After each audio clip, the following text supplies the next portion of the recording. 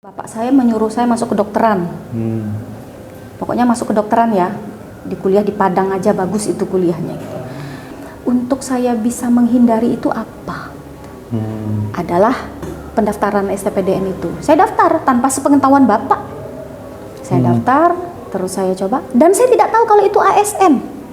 Jadi lulusan STPDN itu saya nggak tahu kalau itu pegawai negeri. Taunya saya berpakaian seperti ABRI. Dan saya suka.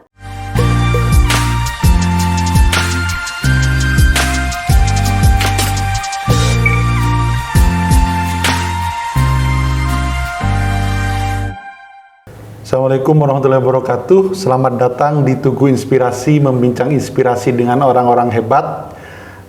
Kali ini dalam rangka peringatan Hari Ulang Tahun RI ke-78, Tugu Media Group ada program mewawancarai orang berdampak di Kota Malang dan Jawa Timur.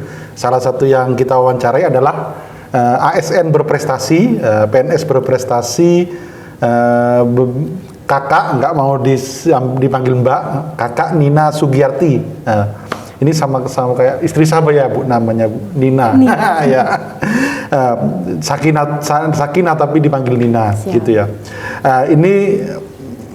Beliau adalah Camat Blimbing dan ASN yang cukup berprestasi. Nanti kita bahas apa saja prestasi beliau. Ya. Mbak Nina, mungkin bisa diperkenalkan diri dulu biar teman-teman tahu sekilas soal Mbak Nina dari kecil sampai dewasa STPDN ya, tulisan ya, STPDN. Ya, silakan Mbak. Assalamualaikum warahmatullahi wabarakatuh. Salam sejahtera untuk kita semua. Saya Nina Sugiyarti, SSTP MSI. Pada saat ini saya menjabat Camat Blimbing, Kota Malang. Dan saya sudah menikah, memiliki suami 1, anak 3. Oke, beliau ini adalah istri dari Kepala Bapenda Malang, Kota Malang, jadi Bapak Dr. Handi Prianto, jadi sesama ASN ya, sesama pejabat. Ya, Mbak, saya mungkin langsung agak ke tengah soal ini, Mbak, cerita kakak ketika menjadi lurah, itu ya. Dan awalnya mau mundur jadi lurah, itu bisa diceritakan? Jadi di tahun 2016, saya dari bagian umum dilantik, di kala pelantikan itu saya nggak tahu saya kemana, ya kan. Ternyata begitu dibacakan Lurah Tulus Rejo, seketika itu di pelantikan saya meneteskan air mata. Oh gitu. Loh, berarti di undangan tuh nggak ada? Nggak ada. Oh, okay. Kalau mutasian di Pemkot Malang tuh nggak ada. Kalau saya bercerita pun saya pasti menangis karena hal yang paling saya takutkan jabatan di ASN itu lurah. Walaupun saya lulusan STPDN, tetapi dikala saya pelantikan itu saya tiba-tiba menangis dan ada beberapa yang berdekatan dengan saya pun mereka mendekati saya gitu. Pulang dari pelantikan itu saya nangis, saya harus berhenti. Saya harus mengundurkan diri biar nggak apa-apa, nggak punya jabatan, nggak jadi lurah nggak apa-apa. Tapi kalau Pak Handi itu kan kalau saya kalut, beliau diam. Jadi dikala saya sudah diam, baru beliau masuk dengan bahasa yang beliau punya. Nggak apa-apa, mungkin ini saatnya meniti karir. Karena selama ini kan tugas saya yang menjadi komitmen kami berdua hidup berumah tangga itu, saya ngurusi anak dan rumah tangga. Urusan yang lain-lainnya itu saya serahkan kepada Pak Handi. Makanya Pak Handi itu menjadi kepala dinas paling muda se-Jawa Timur di kala itu, usia 32 tahun. Di situ saya cukup bangga karena saya mendampingi beliau mulai dari nol sampai ke titik itu di kala usia masih 32 tahun. Setelah itu malamnya saya nggak bisa tidur. Saya tidur sebentar, besok pagi saya berharap itu sudah nggak jadi lurah. Ternyata saya masih jadi lurah. 1 minggu saya tidak memasuki kelurahan Tulus Rejo itu. Akhirnya beberapa sahabat saya menyemangati. Gak apa-apa karena coba aja dulu gitu. Karena Tulus Rejo gini-gini. Akhirnya saya mencoba. Masuklah saya ke Tulus Rejo di 2016 itu dengan jumlah masyarakat itu hampir 5.000. Jumlah RT ada 92, jumlah RW ada 16. 16 orang ini menurut saya dengan tipikal yang berbeda dan pendidikan yang cukup tinggi. Ada profesor, ada doktor, ada pengusaha, ada masyarakat biasa, ada pensiunan dengan karakter yang berbeda-beda di Tulus Rejo itu. Tetapi yang menguatkan kita itu siapa?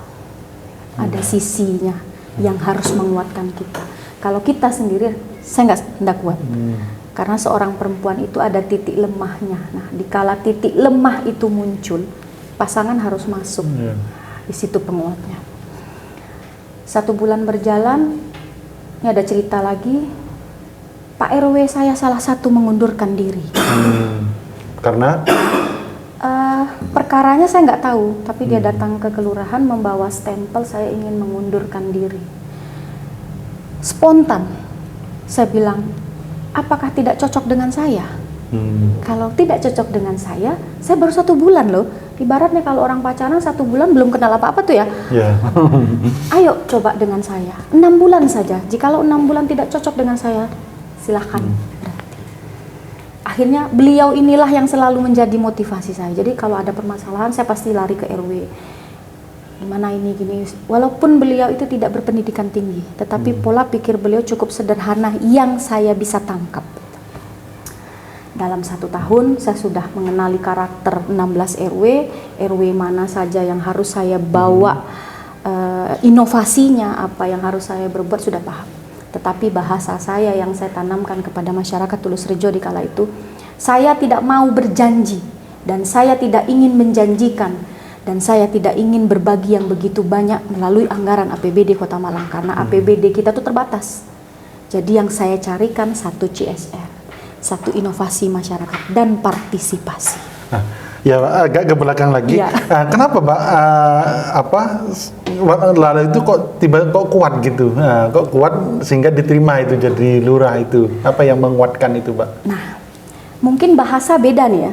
Saya ini orang Melayu, orang Padang, Ibu Padang, Bapak Melayu. Ya, pandai berdagang. Pandai berdagang, pandai berdialog, ya kan? Nah, satu sisi itu lebihlah saya.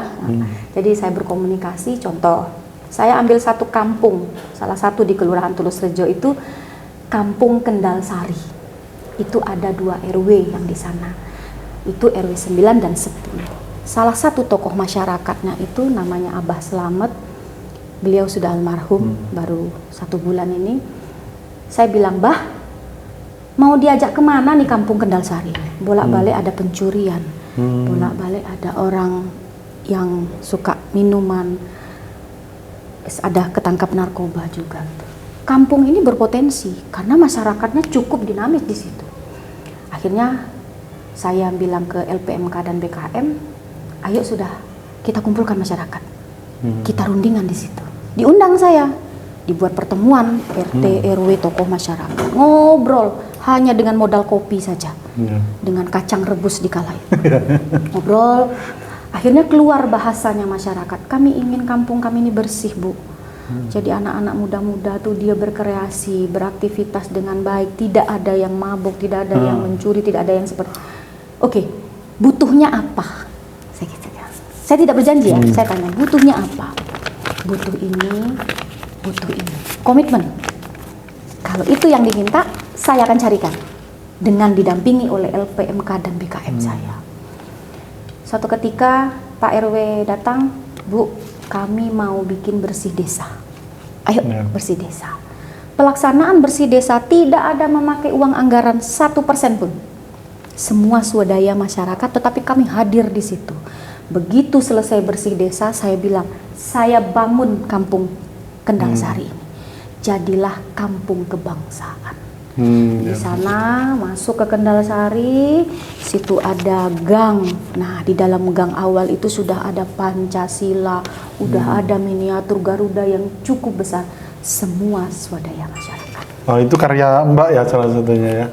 Inisiasi masyarakat saya menindaklanjuti. Dan di sana ada komunitas. Namanya Juminten, Juminto, Jumila. Anak-anak ini apa namanya? Jadi kalau Juminten ini komunitas ibu-ibu, Nah itu ngapain Bu, komunitas itu Bu? bapak-bapak Juminto, Jumila itu lansia, Jumini itu anak-anak. Hmm. Juminten ini adalah penggerak kampung. Jadi kalau ada hal yang kurang, saya pakai Juminten. Kalau ada hal yang agak berat sedikit, saya pakai Juminto. Karena kenapa? Kalau mereka ingin kampungnya berhasil, pasti mereka akan mengiyakan apa yang kita inginkan. Nah, kalau Juminten ini kan ibu-ibu yang kerjanya ada rajut, ada motongin tempe untuk keripik, ada yang buat menjes. Di sana kan juga ada pabrik tahu. Jadi kebanyakan buruh lepas. Tapi begitu saya butuh Juminten, mereka dengan pakaian seragamnya itu akan datang, apapun itu. Akhirnya, jikalau masyarakat tidak berpartisipasi dengan kampungnya, malu. Karena komunitas ini yang bergerak, bukan lurah. Karena lurah itu kan motivator, koordinatornya RW-RW, dan penyemangat kalau menurut saya, kalau bahasanya saya. Oke. Siap, Mbak. Lalu selain itu kok inovasinya apa, Mbak? Selain itu sehingga menjadi kelurahan berhasil terbaik nasional. Iya. Nomor 2. Kelurahan teladan terbaik nasional, kalah dengan salah satu kelurahan di Solo ya. Kelurahan di Solo ya. Solo juara 1, Iya. Kota Malang juara 2. Juara 2. Nah, itu apa sehingga kok bisa juara nasional itu, Mbak? Unggulnya saya tadi di Kampung Kebangsaan. Yang kedua, saya selalu bekerja sama dengan Persada Hospital, dengan hotel, pondok pesantren, universitas yang ada di wilayah Tulus Rejo itu. Saya ingin masyarakat saya, Bu Ketua Tim Penggerak PKK Kota Malang menginginkan urban farming. Dan semeriahnya urban farming di wilayah-wilayah kami, kemana harus disalurkan? Kan nggak mungkin kan, kalau kita panen, kita makan sendiri nggak cukup, berlebihan malahan. Nah, justru kalau panen kemana? Akhirnya saya menghubungi pondok pesantren yang ada martnya. Nah, itu adalah pondok pesantren yang cukup banyak membantu masyarakat. Al-Hikam itu. Oh, daerah situ ya. Jadi mereka punya martnya itu Semesko. Saya minta tolong bisa nggak dimasukkan di sana? Bisa. Kebetulan almarhum memberikan kesempatan itu. Terus yang kedua, kami meminta bantuan kepada hotel. Di kami ini kan ada kelilingan hotel tuh, Atria, Ibis, apa gitu. Nah itu kerjasama, saya ikat dengan MOU. Dan untuk membantu memasukkan UMKM yang ada di wilayah saya. Oh, gitu. Dan di saya itu kan ada Menjes, jadi pabriknya Menjes. Itu ada di kami, di Kendal Sari di kala itu. Jadi Menjes itu kan kalau besok atau lusa kan sudah tidak enak dia. Terus dijadikan apa? Jadikan keripik. Nah, di kala itu saya mengirimkan beliau ini untuk ikut salah satu programnya di Sperindak waktu itu. Diolah menjadi keripik. Awalnya saya dikasih tester kurang enak, ini kok kurang ini ya, kurang ini. Akhirnya kita belajar lagi pakai apa. Akhirnya sudah bisa dikirim salah satunya ke Cina. Nah, di situ kelebihannya. Packingnya saya yang meminta packing begini supaya nilai jualnya lebih tinggi. Siap. Oke, keren Mbak. Jadi ini saya lihat kakak ini ya lurah waktu itu dan mungkin camat juga seperti itu. Jadi ASN tapi bermindsetnya entrepreneur gitu ya. Jadi menggabung-gabungkan lembaga, instansi itu lihai gitu. Itu bakat dari mana? Belajar dari mana? Apa karena Padang atau karena Pak Handi atau gimana itu, Pak? Kalau Pak Handi ini mentor ya, mentor. Kalau bakat mungkin diasah sedikit keluar dia. Nah, kalau orang Padang tuh kan lihai dia berdagang lah ya. Nah, kalau orang Melayu tuh pinter dia berbahasa. Jadi modal saya mungkin itu. Tapi terlepas dari itu semua, masyarakatlah yang mau kita arahkan. Kalau lurah mau, masyarakat tidak mau, ndak jadi dia. Kalau masyarakat mau, lurah ndak mau, ndak selesai dia. Siap. Terus kalau mentor Pak Handi itu apa peran beliau? Gimana itu? Walaupun saya seorang camat, dulu saya seorang lurah, tapi peran saya untuk mengisi anak dan keluarga itu saya ambil alih semua. Karena Pak Handi tidak ada waktunya untuk itu. Jadi peran Bapak Ibu saya ambil. Tapi begitu saya jadi lurah itu akhirnya terbagi. Semua peran. Kalau dulu Pak Handi nggak pernah ganti galon loh ya. Boleh ditanyakan.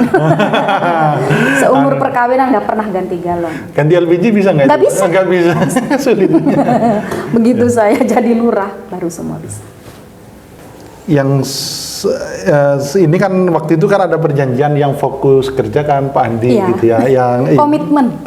Nah, lalu setelah Ibu jadi lurah, jadi dukungan suami itu memang sangat penting Bu ya bagi wanita ya. Menurut saya demikian, yang itu yang saya rasakan karena sebuah komitmen yang kita bangun pasti akan lancar cara berkomunikasi kita. Kalau saya kan suka dan tidak menunda gitu ya.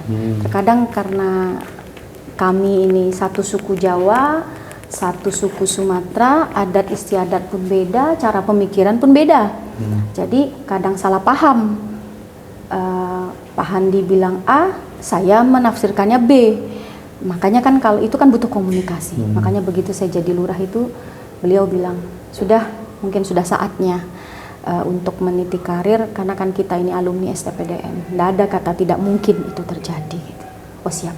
Jadi 1 tahun saya mempelajari Tulus Rejo, 2 tahun saya berinovasi, 3 tahun saya ikut lomba, 4 tahun alhamdulillah masyarakat cukup antusias dengan apa yang saya sampaikan, dan semua pembangunan yang ada di Kota Malang ini kan melalui APBD. Dan alhamdulillah wali kota tuh punya kebijakan yang cukup tinggi kepada kita kelurahan. Jadi kita tuh berinovasi pun sudah leluasa untuk membantu masyarakat. Keinginannya seperti ini Pak Wali memberikan kita.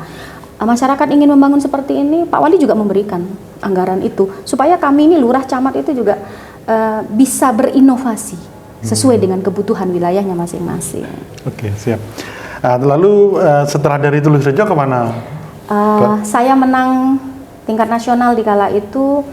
Pulang saya dari Istana Negara, tahun depan saya diberikan reward jadi kepala bidang Rendalev di Bapeda Kota Malang. 1,5 tahun. Setelah itu saya dikeluarkan menjadi camat. Itu juga bersejarah ya, karena baru 12 tahun baru ada camat lagi perempuan di Kota Malang. Apa di Blimbing atau di Kota Malang gitu? Di Blimbing dan Klojen. Siap. Karena dulu itu pernah ada 2 camat yang di Kota Malang, setelah itu lama tidak diisi. Terus Pak Wali juga mengharapkan ada yang perempuan, akhirnya saya yang diberi kepercayaan oleh beliau untuk memegang Kecamatan Blimbing. Jadi udah setahun ini ya? 1 tahun 2 bulan. Ya. Itu apa terobosan-terobosan apa yang di Blimbing yang dilakukan Bu Camat ini? Kalau di Blimbing itu sudah berkembang Mas. Dan beliau di Kecamatan Blimbing itu salah satu kecamatan terbaik se-Jawa Timur. Karena ada program-program baik di kelurahan maupun di kecamatan itu sendiri. Kalau di kelurahan cukup banyak, andalan kami ada di Purwantoro, ada di Polean, ada di Kelurahan Blimbing, ada di Kelurahan Kesatrian dan Polowijen. Nah, kelurahan-kelurahan ini kan tidak asing kalau pemerintah Provinsi Jawa Timur mengundang itu catatan kita sudah ada. Kelurahan-kelurahan yang berprestasi. Dan di Kecamatan Blimbing sekarang kan layanan nggak terlalu banyak tuh, semua difokuskan di kelurahan. Jadi masyarakat itu tidak terlalu jauh untuk ke kecamatan, karena kan kalau kelurahan Jodipan berurusan ke kecamatan kejauhan. Jadi akhirnya pemerintah kota mendekatkan layanan masyarakat kepada kelurahan. Nah, di situ salah satunya. Kalau inovasi, karena saya masih 1 tahun, saya masih melihat potensi yang sudah ada harus kita lanjutkan. Contoh Kampung Warna-Warni, nah itu kan sudah mulai agak pudar. Saya sampaikan kepada Pak RW ini gimana, apa butuh bantuannya kita apa? Karena rupanya beliau sudah membuatkan MOU sendiri dengan penyedia chatnya itu. Gitu. Nah itu kan yang bagus harus kita lanjutkan, yang belum ada itu yang harus kita buat, menurut saya. Ya, Kak itu dari lurah sama camat itu lebih menantang mana? Dan menantang lurah. Karena lurah itu kan pemegang wilayah. Ya. Kalau camat ini kan sifatnya koordinator lurah. Mengkoordinasikan lurah-lurah. Iya. Jadi yang lebih punya mudah ya. iya, yang punya wilayah kan lurah, yang punya kewenangan dan kuasa itu kan lurah. Mau dibuat apapun kelurahan itu tergantung lurahnya. Tapi kalau lurah tidak mau, ya sudah selesai. Masyarakat pun akan mau apa. Tapi kalau saya di Tulus Rejo itu saya mau. Masyarakat menyambut jadi. Nah, Jadi begitu datang tim dulu dari nasional itu, tim jurinya, sampai bingung. Saya nggak ngomong loh, saya diam aja di belakang. Tapi semua masyarakat yang berbicara. Oh, aktif ya. Iya. Saya ya. Dulu suami saya kan juga lurah teladan 2005 di Polowijen di kala itu. Sampai Pak Andi juga bilang berbeda cara mama memimpin Tulus Rejo dan cara papa memimpin Polowijen itu berbeda. Karakternya juga beda dan cara masuknya juga berbeda. Jadi kalau dulu provinsi itu menilai saya memang butuh figur.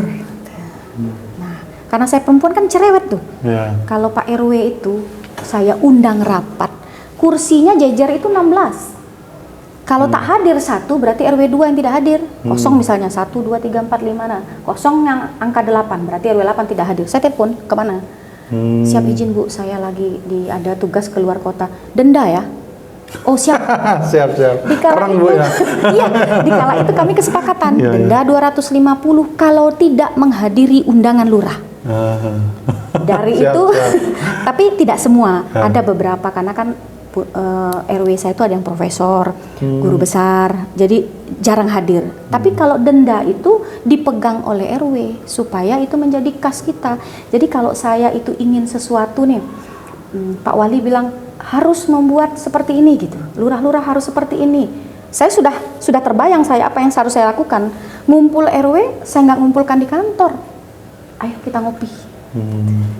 Iya dari uang urunan itu tadi karena tidak hadir dengan undangannya lurah. Oke, menarik. Nah, kalau jadi camat apa tantangannya? Sementara ini saya cukup menikmati dan tidak ada tantangan yang cukup berarti. Saya hanya membangun komunikasi dengan tokoh masyarakat, dengan pengusaha, dengan ini. Karena yang dibutuhkan lurah itu kan support. Contoh, wilayah kami itu kan rumah sakit Persada Hospital itu di wilayah kami. Yeah. Dan di situ saya menemukan cukup relawannya lah Persada itu. Akhirnya saya mengundang direkturnya dan kepala humasnya di kala itu. Saya kumpulkan lurah-lurah. Mau apa? Pengen apa? Alhamdulillah terbantu karena masyarakat ini kan butuh sesuatu yang tak terduga di luar kewenangan kita. Tapi kalau kita butuh sesuatu, kita nggak bisa minta seketika, harus dibangun komunikasi. Akhirnya begitu ada problem, contoh ada masyarakat yang meninggal kena jantung di wilayah Purwodadi. Itu saya bilang, Mbak minta tolong, bisa ini sekarang warga sudah di UGD. Itu Persada bisa langsung bereaksi. Saya selalu bilang ke Kabak Humasnya itu, terima kasih ya Mbak sudah memperhatikan masyarakat kami yang 11 kelurahan ini. Walaupun Persada intinya tidak di Belimbing, di wilayah lain pun sama. Karena dulu saya di Tulus Rejo saya datangi ingin bekerja sama melalui lansia. Oke, siap. Siapa menarik? Memimpin teritori kayak lurah, camat itu kan erat kaitannya dengan kepemimpinan ya. Nah, itu kalau tips sukses menjadi kepemimpin, khususnya bagi perempuan tuh apa, Mbak? Menurut Mbak? Suksesnya seorang perempuan tak lepas dari seorang laki-laki. Mau dibilang saya ini pintar, saya ini bisa, saya ini perkasa, menurut saya nggak bisa. Kalau seorang suami tidak mendukung, berhenti. Karena ada hal kewajiban dan hak yang harus kita jalankan. Kalau hak sudah dipenuhi, kewajiban tidak dijalani, jadinya apa? Dan saya tidak mau mengorbankan keluarga saya demi jabatan saya dan demi karirnya saya. Saya lebih memilih mundur daripada saya memiliki jabatan tinggi tapi saya dengan keluarga. Gitu. Jadi dengan Pak Handi komitmen saya itu tadi. Sebelum saya menikah saya punya komitmen. Jadi dari 5 yang disampaikan Pak Handi, 5 yang saya sampaikan itu yang menjadi kesepakatan kita. Kalau saya yang lengah, Pak Handi mengingatkan. Kalau Pak Handi yang lengah, saya yang mengingatkan. Lengah gimana contohnya, Mbak? Sepele ya. Kalau berangkat kantor jam 8, belum pulang jam 5, kabari. Lembur di kantor. Saya sudah tahu. Itu komitmen. Karena di mana, ada di mana, kemana, kabari. Nggak perlu kehadiran sih. Kalau Pak Andi kan pulangnya kan nggak nentu tuh. Ya. Kalau saya usahakan jam 5 saya sudah di rumah karena saya harus masak untuk anak-anak atau anak-anak butuh apa gitu. Walaupun anak-anak sekarang kan sudah besar, ada yang kuliah, ada yang SMA gitu. Jadi tidak terlalu membutuhkan perhatian kita yang berlebihan seperti dia masih kecil gitu. Oke, siap. Nah, kalau kaitannya dengan anggota, dengan tim, gimana itu biar menserasikan dan agar tim itu pemimpin kan agar semangat itu kan perlu tips trik juga. Gimana itu, Mbak? Kak, sorry. Saya ini kan tipikalnya iya atau tidak itu nampak di depan. Jadi begitu saya masuk, saya sampaikan ke teman-teman kecamatan. Intinya sebuah lingkup kecamatan ini butuh komunikasi yang baik. Karena kita ini tempat mengadunya kelurahan-kelurahan ini. Tapi kalau saya kurang, tolong diberikan masukan. Tapi kalau ada yang harus saya perbaiki, supaya teman-teman menerimanya. Karena saya akan membagi tugas. Karena saya bukan tipe orang yang bisa bekerja sendiri, Mas. Saya tipe orang yang suka bekerja dengan tim. Jadi kalau lembaga itu dipimpin, kalau dia menurut saya otoriter gitu ya, itu berjalannya akan sulit. Kalau saya mulai dari kelurahan dulu itu tidak ada lurah, itu sudah jalan semua. Jadi jangan menjadi pemimpin otoriter, agar semuanya bergerak ya gitu ya. Dan saya itu punya mungkin kelebihan katanya orang ya, tapi saya rasa juga sama. Saya begitu bertatap muka, 10 menit saya sudah paham tipikalnya. Cara masuknya sudah paham. Gitu. Kalau Pak Handi sulit. Makanya Allah itu menciptakan manusia dan hidup berpasang-pasangan itu sudah pas. Untuk melengkapi. Ya. Saya membaca orang itu cukup 10 menit saya bisa. Jadi bagi pasangan suami istri sebenarnya bisa jadi mentor utama itu bukan orang lain ya. Beliaunya. Dan juga nggak bayar kan, malah dibayar. Saya malah dibayar. Siap. Oke, lalu ini Mbak, kenapa menjadi ASN, memilih menjadi ASN ini, Bu Camat? Saya tuh dulu nggak milih ASN, Mas. Tapi prinsip hidup saya di kala itu, bapak saya menyuruh saya masuk kedokteran. Pokoknya masuk kedokteran ya, di kuliah di Padang aja bagus itu kuliahnya. Gitu. Saya mengukur kemampuan saya, nggak mungkin mampu saya jadi dokter itu. Karena saya lihat tante saya kan dokter tuh. Ya. Ponakan saya juga dokter, tinggi-tinggi bukunya yang harus dihafal. Akhirnya saya punya pemikiran, untuk saya bisa menghindari itu apa? Adalah pendaftaran STPDN itu. Saya daftar tanpa sepengetahuan bapak. Saya daftar, terus saya coba, dan saya tidak tahu kalau itu ASN. Jadi lulusan STPDN itu saya nggak tahu kalau itu pegawai negeri. Taunya saya berpakaian seperti ABRI, dan saya suka karena saya dulu pernah jadi paskibraka tingkat provinsi Riau, pembawa baki gitu. Jadi ada motivasi saya juga gitu, ingin masuk seperti itu. Jadi rambutnya cepak, pakai ini gitu-gitu. Terus yang menarik oleh saya di kala itu tidak membutuhkan biaya masuk di situ. Makan, minum, tidur, malahan justru kita diberikan pakaian. Itu motivasi dengan saya. Walaupun bapak saya sanggup untuk menyekolahkan saya lebih tinggi daripada itu. Akhirnya saya lulus, bapak saya bingung. Kamu kapan mendaftarnya? Nggih, saya ini ingin keluar dari ini, boleh nggih? Bapak saya cuma bilang, boleh. Berangkatlah saya pantohir ke Bandung di kala itu. Itu udah getar-getir saya karena ada 3 orang yang akan dikeluarkan. Seupaya mungkin saya bisa masuk. Dan fisik kan di sana diutamakan di kala itu. Akhirnya saya masuk, lulus, mengikuti pendidikan, dan di tahun pertama itu saya diberikan cobaan itu masuk rumah sakit lah gitu. Dengan peristiwa bapak saya cuma bilang, kita pulang aja nak, daripada kamu di sini. Enggak, saya kuat kok, saya kuat. Karena saya takut pulang, karena kalau pulang nanti saya disuruh daftar kedokteran lagi, nanti takutnya di tengah jalan saya nggak jadi ya kan. Nah begitu saya selesai jadi STPDN, bapak saya cuma bilang, STPDN itu lulusannya jadi lurah itu gitu.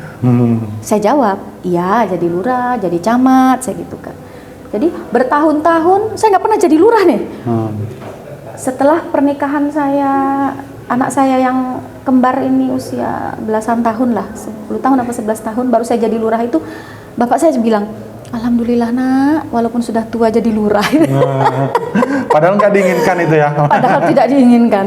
Nah itu kalau orang tua itu kan melihatnya tampak luar ya. Karena bapak saya ini kan orang pendidikan, terakhir itu di Kementerian Pendidikan. Jadi cara dia mendidik saya itu berbeda. Kalau suami saya ini kan karakternya dari polisi. Lapangan, ya. Polisi, jadi dia kerasnya, tatanan hidupnya itu ini berbeda dengan kami. Kami lebih pada bahasanya komunikatif. Siap. Oke. Nah, kalau selanjutnya kalau goalnya Bu Nina apa ini? Apa jadi kepala dinas kayak suami atau apa? Goalnya di karir dan goalnya di rumah tangga lah. Gitu. Jujur nih ya, bukan bohong ya. Ya jujur. Jujur dari lubuk hati saya nggak ingin. Karena Kayak jadi kepala dinas.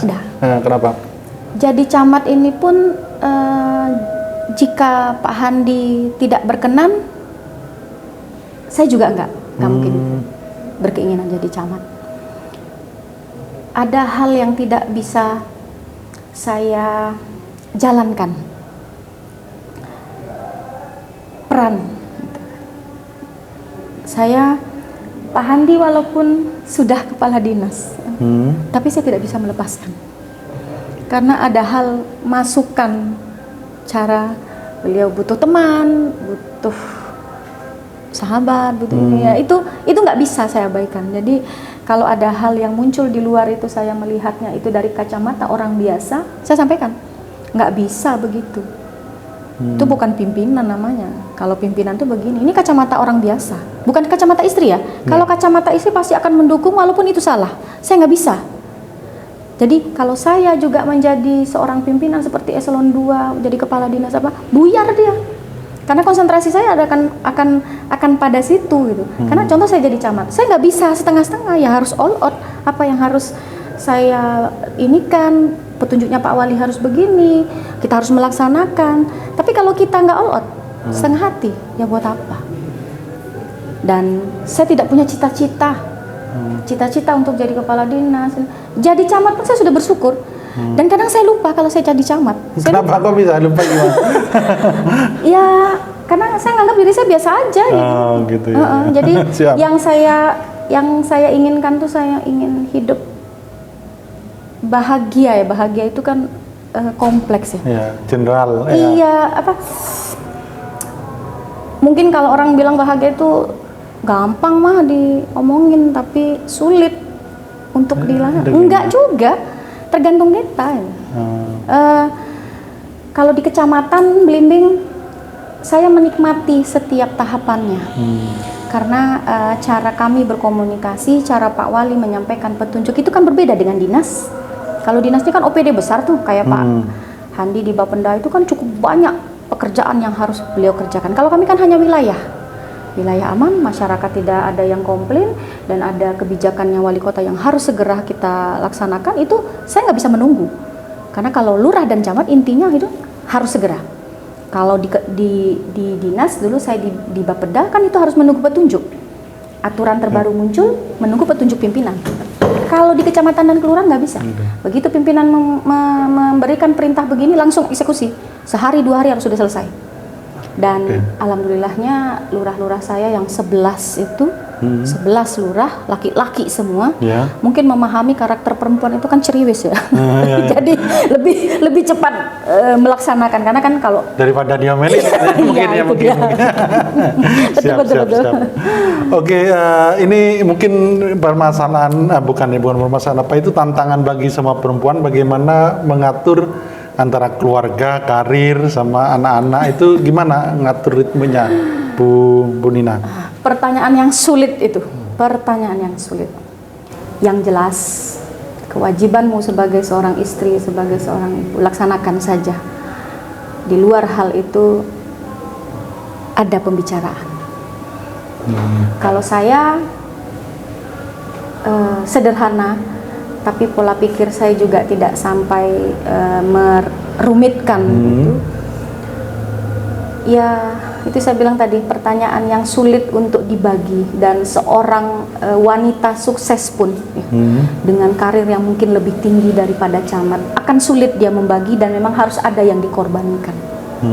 Jadi tidak bisa berjalan kalau tidak ada komunikasi. Kalau saya seperti itu. Oke, siap.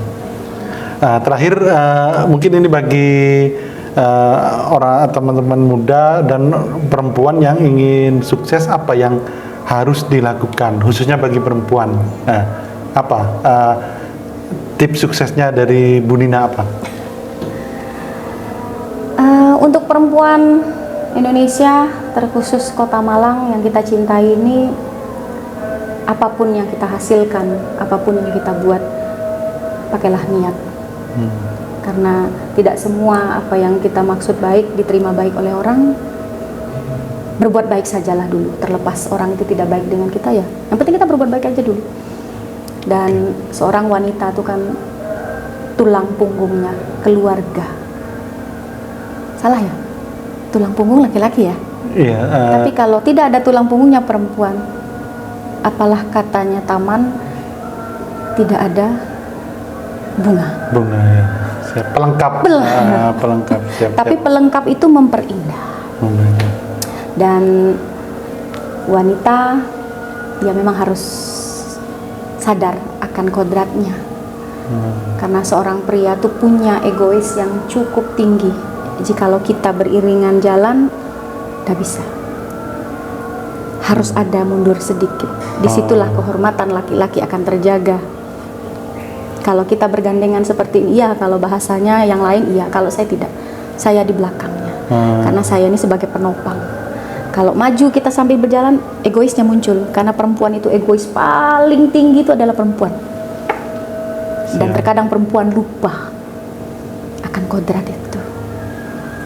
Oke, siap, keren. Jadi menarik ya. Jadi perempuan bagaimanapun harus taat pada suami dan harus menjadikan suami raja. Kira-kira gitu ya, namanya agak di atas. Kira-kira gitu ya. Kalau dari kesimpulan tadi. Ya bukan suami saja, semua laki-laki, semua laki-laki itu punya. Jadi kalau ada rasa persaingan antara laki dan perempuan, terus tiba-tiba perempuan bersamaan, itu muncul seketika harga dirinya laki-laki itu. Jadi harga diri itu yang tidak boleh muncul di dalam keluarga kan, karena kita ini kan membesarkan keluarga, membesarkan anak, itu apa sih intinya itu kan, saling pengertian. Oke, siap. Terima kasih Bu Camat, Bu Nina. Kita doakan sukses baik di karir dan keluarga. Saya terus terang banyak belajar sore ini dari Bu Nina. ASN berprestasi dari Kota Malang. Semoga teman-teman juga belajar juga. Itu saja dari saya. Assalamualaikum warahmatullahi wabarakatuh. Waalaikumsalam warahmatullahi wabarakatuh.